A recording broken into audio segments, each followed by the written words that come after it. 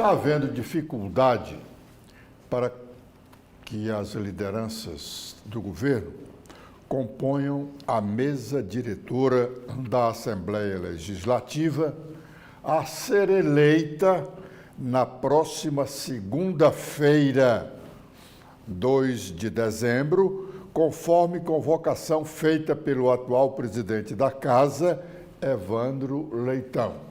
Aliás, essa convocação surpreendeu, porque o calendário que estava fixado já há algum tempo era o do dia 3, terça-feira, o primeiro dia útil de sessões na Assembleia Legislativa. Ontem deveria ter sido anunciado os nomes dos novos dirigentes da Assembleia, mas os deputados do governo, ausentes, não deram quórum para a sua realização. Já naquele momento, o de ontem, da não realização da sessão, algumas especulações começaram a circular. A primeira dificuldade estava na indicação do primeiro secretário. O escolhido pelas lideranças seria o deputado Moisés Braz, que é secretário hoje de Desenvolvimento Agrário.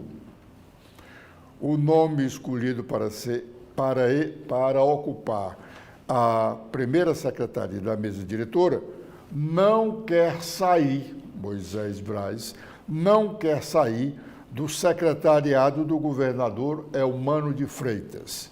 E tem razões para tanto. A Secretaria de Desenvolvimento Agrário é um núcleo exclusivo do Partido dos Trabalhadores. Foi de lá que saiu deputado estadual, um dos mais votados do Estado, o ex-governador Camilo Santana. Aliás, naquele momento, ele era secretário, esqueceu-se até o escândalo dos banheiros. O escândalo dos banheiros, naquela época, atingiu um servidor da CAGES e até um conselheiro do Tribunal de Contas do Estado, na época presidente, Teodorico Menezes. Ele perdeu o lugar de presidente e perdeu o cargo de conselheiro, segundo decisão do Tribunal Superior, o Superior Tribunal de Justiça. Mas o Camilo foi eleito com uma votação estrondosa. Moisés Braz foi eleito também com uma ajuda, embora não fosse secretário, foi eleito com uma ajuda da Secretaria do Desenvolvimento Agrário e ainda ajudou a eleição do deputado de Assis. Por esta razão, Moisés não quer trocar a Secretaria de Desenvolvimento Agrário pela primeira secretaria da mesa diretora da Assembleia. Esta pode dar algum prestígio, mas não dá os votos, não dá oportunidade de o secretário ir atrás de votos, como dá a Secretaria do Desenvolvimento Agrário. E, durante todo o dia de ontem, as lideranças governistas discutiram a nova composição da mesa diretora da Assembleia. E outras dificuldades, algumas reações que surgiram contra o nome do indicado para a presidência da Assembleia, Romeu Aldigueri, podem ter motivado também esta antecipação da eleição. Quanto mais cedo ela acontecer, menos especulações nós teremos. e menos exposições negativas tem o Poder Legislativo cearense. Ontem, uma audiência pública na Assembleia Legislativa do Ceará reuniu representantes de todos os segmentos dos servidores públicos do Estado, cobrando informações sobre o aumento salarial do próximo ano e cobrando também a aplicação da lei que fixa o mês de janeiro como a data base para a revisão salarial dos servidores cearenses. Neste ano de 2024, o governador não cumpriu a data base e a majoração salarial só saiu no meio do ano. Os servidores alegam prejuízo de metade do ano na sua revisão salarial. Pois bem, nessa reunião de ontem, nessa audiência pública, a fala de cada um dos sindicalistas era ou foi um verdadeiro libelo contra a política salarial do Estado no governo Eumano de Freitas.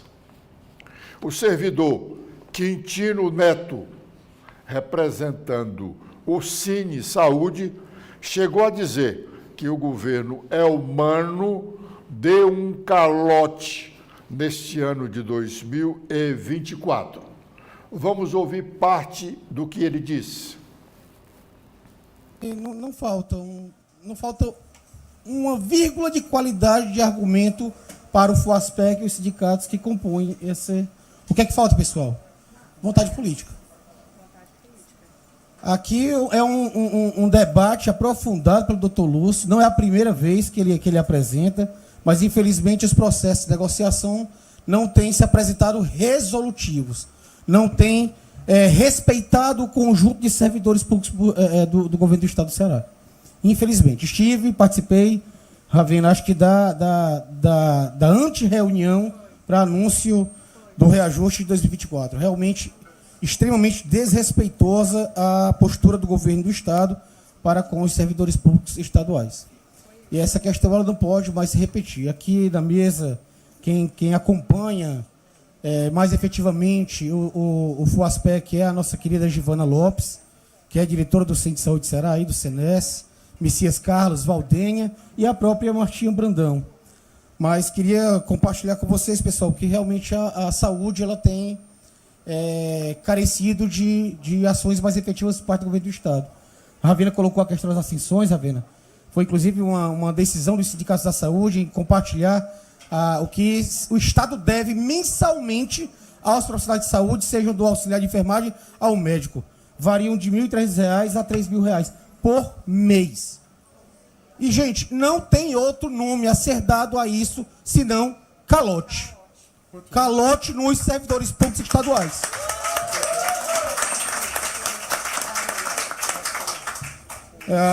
Através, inclusive, de reunião garantida aí pelo mandato da nossa deputada Martinha Brandão, estivemos com o secretário de Saúde que afirmou que irá pagar as ascensões de 20 e 21. Mas observem, ainda ficam 2 dentro, pessoal. Então, quer dizer, o governo do Estado ele precisa realmente 3 dentro, desculpa, né? 3 assessores dentro. O governo do Estado precisa atualizar. O governo do Estado precisa respeitar a legislação vigente, tal qual a deputada Martinha colocou. Existe lei, a database está posta. Como assim dar um reajuste em junho e dar de barriga ao direito adquirido pelo servidor público estadual?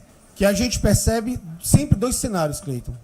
Primeiro cenário é para fora, para a população. O governo do Estado ostenta o fato de estar com as finanças tudo ok, o PIB está crescendo, a economia tá pungente, mas quando a gente senta à mesa para negociar o reajuste do servidor público estadual, a conversa é outra. É com o Pires da mão, dizendo que não tem como favorecer, como valorizar o seu corpo de servidores públicos estaduais. Então, é isso mesmo, é mobilizado que a gente vai conseguir garantir a valorização e o respeito do conjunto de servidores. Parabéns, Pedro. Bom, esta fala, eu repito, é um verdadeiro libelo. e não é bom para o governador, é humano ser acusado de ter dado calote ou estar dando calote. O servidor Pádua, representando o Mova-se, ou o pronunciamento, a fala do Pádua, representando o Mova-se, foi na mesma linha de Quitino. E ele também focou no excesso de terceirização do Estado. Vamos ouvi-lo. Lá depois de tantos argumentos tão importantes que foram colocados, minha amiga Joana. Mas lembrar de um autor que dizia assim, que a história da sociedade é a história da luta de classes. E a gente nunca pode esquecer esse autor.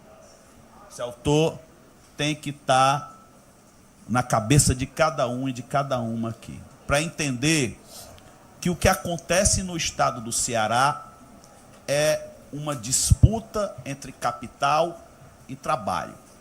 E essa disputa entre capital e trabalho, ela, nesse momento, ela se abate em cima do orçamento público, orçamento do estado do Ceará. O orçamento do estado do Ceará, ele passa por um processo de disputa em que a burguesia se apropria de grande parte deste orçamento público. Mas de que forma isso acontece? Vou falar de dois mecanismos apenas. A questão da terceirização da folha de pagamentos do estado do Ceará. Nós não somos contra os trabalhadores terceirizados, mas o modelo que se aplica aqui no estado do Ceará é um modelo cruel, é um modelo que criou um sistema chamado cooperativismo, que no serviço, na área da saúde, é a coisa mais gritante que existe. Você vê, no estado do Ceará, 4 instituições têm um quantitativo, a diferença entre o que se gasta com servidor público e com terceirização é gritante. Por exemplo, o Hospital Albert Sabin, a diferença entre o que se gasta pessoal e encargos é 1.264,99%, ou seja, com pessoal, encargos 8.555.144,87. Com terceirização, 108.221.548,91. Dados do TCE de setembro.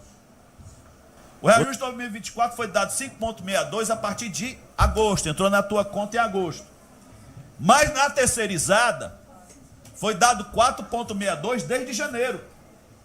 Ou seja, os terceirizados tiveram um reajuste muito melhor e a mesa é completamente diferente. Eu imagino que a mesa de negociações das empresas terceirizadas com o Estado, ela é muito mais vantajosa para o Estado do que a mesa de negociação central, porque essa mesa que nós participamos tem sido uma mesa esvaziada. O secretariado tem mandado o seu assessor do assessor participar da mesa de negociações e não tem tido negociação, porque muitas vezes o secretário falta, ou os outros secretários faltam. É uma enrolação geral. E há alguns meses atrás, nós tínhamos um problema sério nos hospitais públicos, meu amigo Quintino, que era a falta de rouparia. Rouparia. Só tem uma empresa que lava as roupas dos hospitais. Não posso falar o nome, é um monopólio. E essa empresa não dá conta de resolver a rouparia dos hospitais. Então não podemos aceitar que essa trajetória continue e o senhor governador é que tem essa responsabilidade. Bom, depois do que ouvimos aqui na fala do Pádua, o servidor que representa o Mova-se, ele foi muito mais forte do que o próprio Quintino Neto, que falou, ele falou em calote, ele falou no privilégio que tem os terceirizados, não o servidor propriamente dito, mas as empresas que se reúnem com o nome de cooperativas. Nessa audiência pública que foi bem difundida, praticamente não tinha ninguém, nenhum deputado do governo, embora o deputado Renato Roseno, que é do PSOL e que estava presidindo a mesa, esteja aliado com o governo. Além dele, tinha lá a deputada Martinha, que é uma suplente de deputado que é muito ligada ao movimento sindicalista. Nenhum outro representante da base aliada do governo esteve nesse evento. Também não poderia estar para ouvir o que ali foi dito.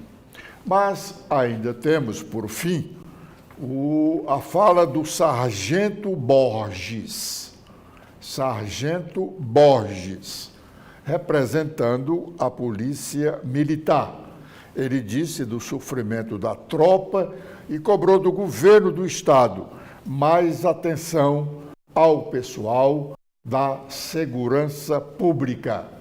Vamos ouvi-lo. Militar, presidente da ASPRA, Associação das Praças Militares do Estado de Ceará. De forma atípica, o militar está presente, não temos os mesmos direitos.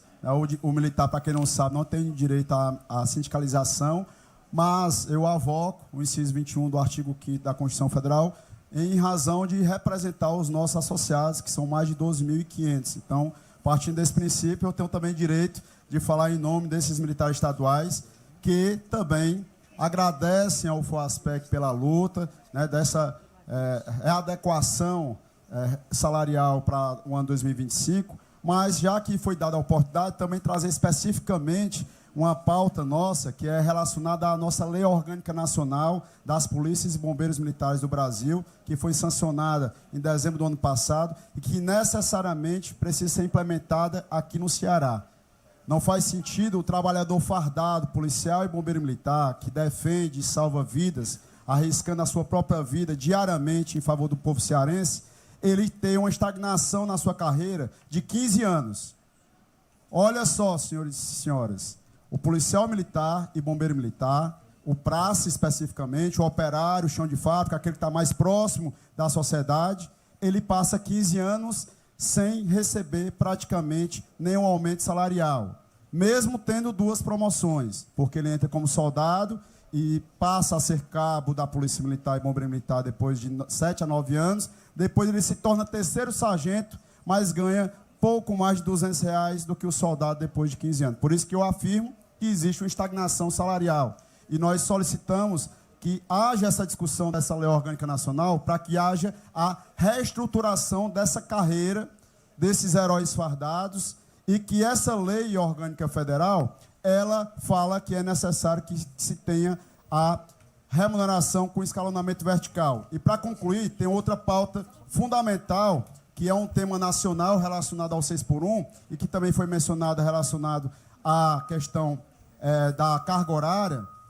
O militar estadual do Ceará não tem carga horária definida e temos irmãos de farda no interior do estado que ultrapassa 60 horas semanais trabalhando sem nenhum retorno financeiro de hora extra. Então, solicito também dos parlamentares do FOASPEC para que nós possamos encampar essa luta, entendendo que temos uma prerrogativa que é a nossa lei federal, que foi sancionada em dezembro do ano passado. Então, carga horária justa para esses trabalhadores fardados que defendem o povo cearense e também uma reestruturação da carreira. Bom, com esta fala do sargento Borges, aí a sociedade cearense deve estar se questionando. Será que isso é verdade, o que o sargento disse? Porque o governador disse que tem privilegiado o segmento da segurança pública. Constantemente o governo mostra, realmente não fala em salários, mas fala em equipamentos, veículos e outras coisas mais. No governo passado, no governo do ex-governador Camilo Santana, ele fez um movimento muito grande dizendo que estava tirando o pessoal da polícia da estagnação. Estagnação foi a palavra utilizada aí pelo sargento Borges, porque os militares passavam muitos anos sem promoção. O Borges aí mostrou o exemplo dos praças. Soldado, cabo, terceiro sargento, sargento. Todos eles são praças. E mostrou que de soldado a sargento a diferença salarial é de R$200 por mês. Seria bom que a liderança do governo na Assembleia viesse a público contestar, se tiver elementos para tanto, contestar esse libelo dos servidores estaduais, representando vários sindicatos do Estado, dos servidores públicos do Estado do Ceará. Bom, os deputados estaduais governistas estão certos de que o governador Elmano de Freitas fará mudança no seu governo já no início do ano, em janeiro. Tão logo, o prefeito eleito de Fortaleza, Evandro Leitão, assuma o cargo e nomeie o seu secretariado. A certeza de alguns deputados governistas é que o prefeito de Fortaleza levará alguns dos atuais secretários do governador Elmano para que eles possam atuar como secretários da prefeitura da capital cearense. E esses nomes são os mais ligados ao ex-governador Camilo Santana. Pelo que comentam os governistas, ao menos 8 secretários de Elmano vão ser convidados a deixar o governo.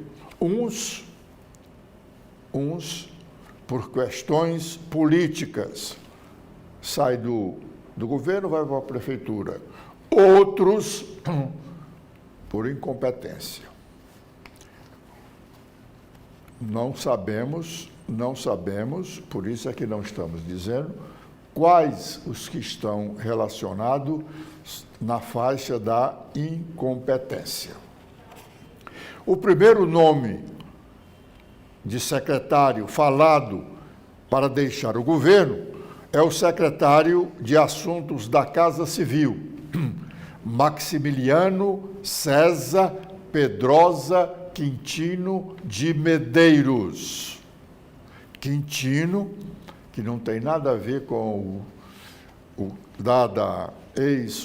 ex-superintendente de obras, se não for Quintino, o atual secretário de Assuntos da Casa Civil, se não for para o secretariado do prefeito Evandro Leitão, atenção, vai tomar o lugar de Lúcio Gomes, irmão de Cid Gomes, na direção da Companhia Docas do Ceará. Este cargo federal de dirigente da Companhia Docas do Ceará, cargo federal, está na cota do senador e ministro Camilo Santana, como disse Lula ao próprio Camilo, quando o Camilo foi reivindicar o cargo de dirigente das docas no Ceará para o Lúcio Gomes, disse que isso era importante. Nessa época, o Camilo e o Cid ainda estavam de amores mis, agora nem tanto. O Camilo disse para o presidente que esse cargo seria para o Lúcio Gomes, irmão do senador Cid Gomes. E o presidente Lula teria dito para ele: eu não quero saber para quem é o cargo. Eu não tenho nenhum compromisso com o senador Cid Gomes. O cargo é seu. Você dá a quem quiser. Mas agora como as coisas não andam muito boas no governo para o senador Cid Gomes, ele fez aquela onda de anunciar o rompimento com o governo, e isso não foi que os jornalistas que inventaram, não. Foi ele que mandou a irmã dele, deputada estadual Lia Gomes, comunicar oficialmente aquela posição, que não dava mais para ficar no governo. Depois de algumas conversas, como dissemos aqui, o governo conseguiu pegar o senador de calças arriadas e indicou o nome dele, governador, para a presidência da Assembleia. Cid estaria insatisfeito, e eu já disse que não era realmente por isso, estaria insatisfeito pela indicação do deputado Fernando Santana para ser o presidente da casa. E tanto é verdade o que nós estamos dizendo aqui, que ele engoliu a indicação de Romeu Aldigueri, que não é uma pessoa do grupo dele, como é o Sérgio Aguiar, como é o Guilherme Landim e uns 2 ou 3 outros. Vamos ver o que é que vai dar se defenestrarem o Lúcio Gomes da direção da Companhia Docas do Ceará e colocar lá um afilhado de Camilo Santana. Na saída do Maximiliano, da Casa Civil, o que se comenta é que irá para lá o deputado estadual Fernando Santana. Fernando Santana havia sido apontado como o homem que substituiria o Moisés Braz ou a ex-primeira-dama do Estado, que tudo indica vai para o Tribunal de Contas do Estado. Ele, Fernando Santana, não quis a Secretaria do Desenvolvimento Agrário, porque disse que ela está aparelhada já há alguns anos pelo PT. E ele, embora seja do PT, chegando lá, não teria condições de fazer mudanças, porque para mudar teria que tirar correligionários. E isso seria uma questão, seria um tema para motivar outras dificuldades de relacionamento de alguns petistas com o governo Elmano de Freitas. Aliados do prefeito eleito Evandro Leitão, que assume o cargo de prefeito da capital cearense no dia 1º de janeiro, aliados dele dão como certa a indicação do deputado estadual Guilherme Sampaio para a Secretaria de Educação do município, cargo que já foi ocupado pelo governador Elmano de Freitas no primeiro mandato da ex-prefeita e hoje deputada federal, Luiziane Lins, e que motivou alguns debates durante a campanha eleitoral de 2022, alegando que o governador Elmano não foi um bom secretário de educação e justificavam essa crítica com o número de dias parados dos professores, parados por motivo de greve na escola pública municipal. Muitas outras especulações estão no ar, algumas até estapafúrdia, outras pode-se aceitar como possível de se concretizarem. Mas o certo é que nós vamos ter que esperar. Primeiro, na próxima segunda-feira, dia 2, na eleição da mesa diretora da Assembleia, antecipada em muitos dias, porque ela, segundo o regimento, deveria acontecer lá pelo dia 15 de dezembro. Anteciparam para o dia 3 ou 9 de dezembro. E agora está definitivamente marcada, porque o ato do presidente atual, Evandro Leitão, convocando os deputados para uma sessão na próxima segunda-feira, dia 2, essa decisão já foi publicada até no Diário Oficial do Estado de ontem. Com esta informação, nós estamos encerrando a nossa participação de hoje neste primeiro bloco de notícias.